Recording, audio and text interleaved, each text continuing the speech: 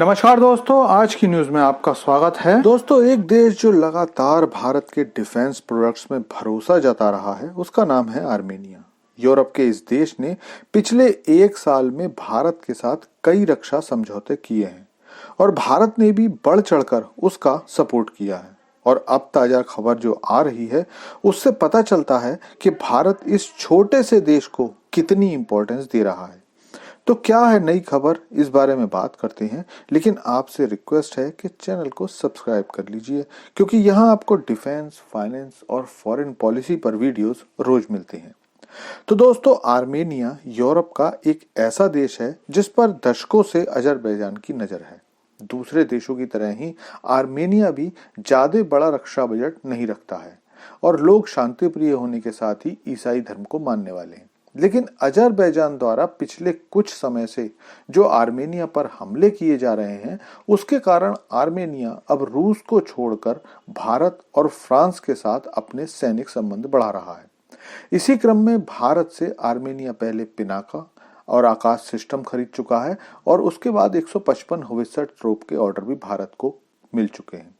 और अब एक बार फिर से आर्मेनिया भारत को ATGS का ऑर्डर देने वाला है। दरअसल आर्मेनिया के पास रूस के D30 122 मिलीमीटर टोड होवित्जर और 2A65 MSTA B 152 millimetre towed howitzer तोपें हैं जिन्हें आर्मेनिया अब बदलना चाहता है, क्योंकि रूस ने अजरबैजान से लड़ाई के दौरान आर्मेनिया की कोई मदद नहीं की थी।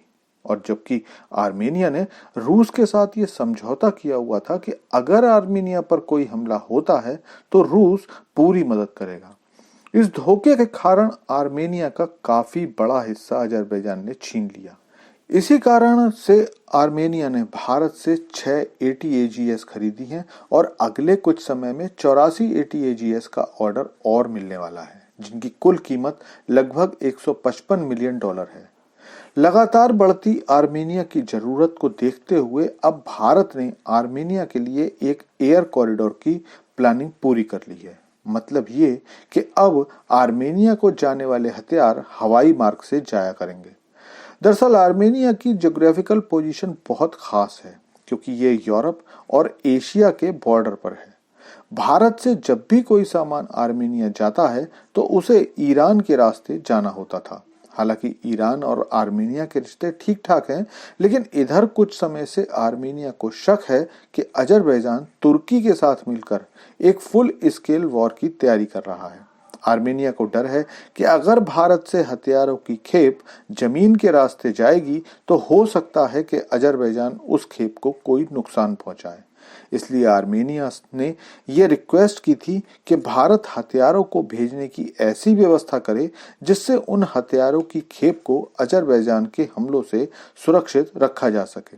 और इसीलिए भारत ने आर्मेनिया को अब हवाई मार्ग से हथियार भेजने की निर्णय लिया है। लेकिन इस मुद्दे पर आपकी क्या राय है, कमेंट करके बताइए।